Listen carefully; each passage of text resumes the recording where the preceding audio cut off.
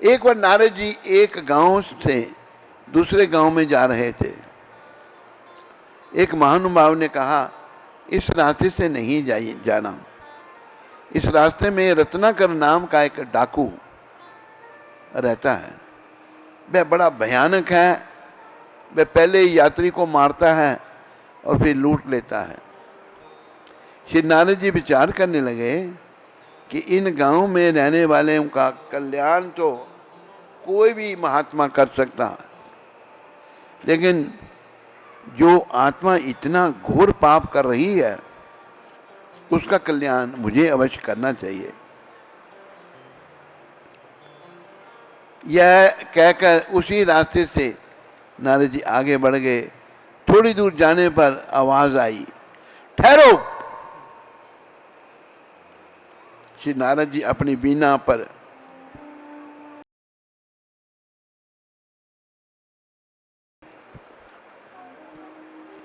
की पावन ध्वनि का उच्चारण करते हुए जा रहे थे। तुम्हारे मुखारबिंद से मीठी ध्वनि सुनकर मैं तुझे जान से नहीं मार दूंगा। नारद जी जब जा रहे थे नारायण नारायण करते हुए, भगवान का नाम लेते हुए, तो जोर से जब भयानक आकार वाला रत्नाकर डाकू समीप आया और कहने लगा, बाबा जो कुछ आपके पास है यहां पर रख दो। श्री नारद जी ने कमंडलू, बीना और जो कुछ भी था वहां रख दिया और एक कृपा दृष्टि रत्नाकर के शरीर पर डाली। कृपा से देखा उन्होंने संतों ने। रत्नाकर को पूछा कि रत्नाकर, तुम जो ये पाप महापाप कर रहे हो इसके बदले में शरीर छूटने के बाद घोर नरक में जाना पड़ेगा। रत्नाकर ने कहा, महाराज मेरे साथ मेरे परिवार वाले भी जाएंगे, क्योंकि मैं यहाँ से जो भी पदार्थ ले जाता हूँ सभी परिवार वाले भी खाते हैं। श्री नारद जी ने कहा, तेरे किए हुए पाप का फल तुझे अकेले ही भोगना पड़ेगा। और नारद जी के कहे वचन सुनकर रत्नाकर अपने परिवार के सदस्यों को पूछने गया, मैं जो पाप करता हूँ आप भी उस सामग्री को खाते हो, तो क्या नरक में भी मेरे साथ चलोगे, मेरे साथ दोगे? माता ने कहा, बेटा हम तुझे कब कहते हैं कि तू पाप कर्म करके कमाई कर। जिस समय तू बालक था हम परिश्रम करके तेरा पालन कर पोषण करते थे। अब तू जवान हुआ, हम बूढ़े हो गए, अब हमारे पालन पोषण की जिम्मेदारी तुम्हारी है। हम कब कहते हैं कि पाप कर? धर्मपत्नी से पूछा। धर्मपत्नी ने कहा, विवाह के समय मेरे पिता ने मेरा हाथ आपके हाथ में सौंपा था। मैं आपके आश्रित हूं। कमाकर अन्न धन लाने की जिम्मेदारी आपकी है, रसोई में भोजन बनाने की जिम्मेदारी मेरी। मैंने आपको कब कहा कि आप पाप करके लाओ? मैं आपके पाप कर्म के फल में भागीदारी नहीं हूं। पत्नी ने भी मना कर दिया।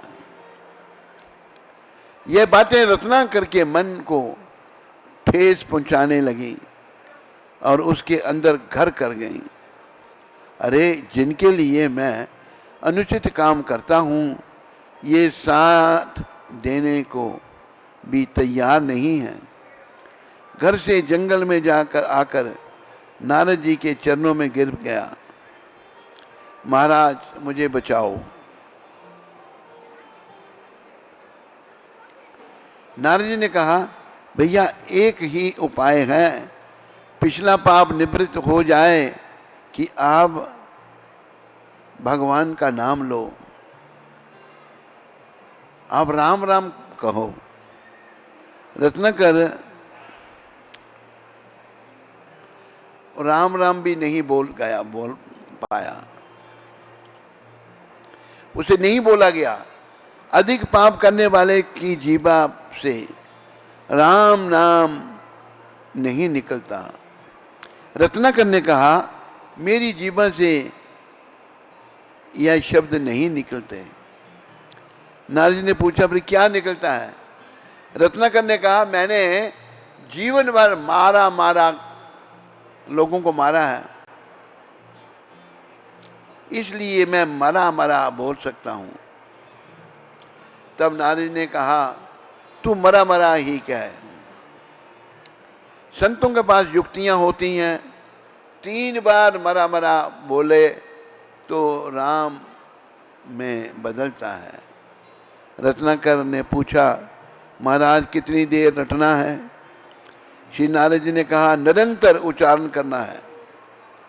अब रत्नाकर नाम जप कर पर लग गया। श्री नारद जी चले गए, समय बीता गया। श्री नारद जी का एक बार पुनः यहीं से आगमन हुआ। श्री नारद जी को ध्यान आया, यहाँ एक भक्त को बिठा कर गए थे, देखें कैसी स्थिति है। श्री नारद जी ने देखा कि जहाँ रत्नाकर को बिठाया था वहाँ मिट्टी का ढेर हो गया है। मिट्टी हटाई तो रत्नाकर जप कर रहे थे। राम राम की ध्वनि आ रही थी। उनके चारों ओर दीमक चढ़ गई थी। संस्कृत के में दीमक को वाल्मीकि कहते हैं। तब श्री नारद जी ने उन्हें उठाकर हृदय से लगाया और ब्रह्म ऋषि वाल्मीकि नाम रख दिया। बोलो वाल्मीकि ऋषि जी महाराज की। ब्रह्म ऋषि वाल्मीकि ने राम अवतार होने से पहले ही वाल्मीकि रामायण लिख दी थी। इसलिए कहा है, एक घड़ी आधी घड़ी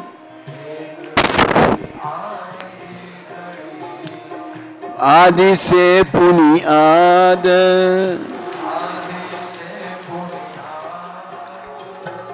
तुलसी संगत साध की कटे कोटि अपराध।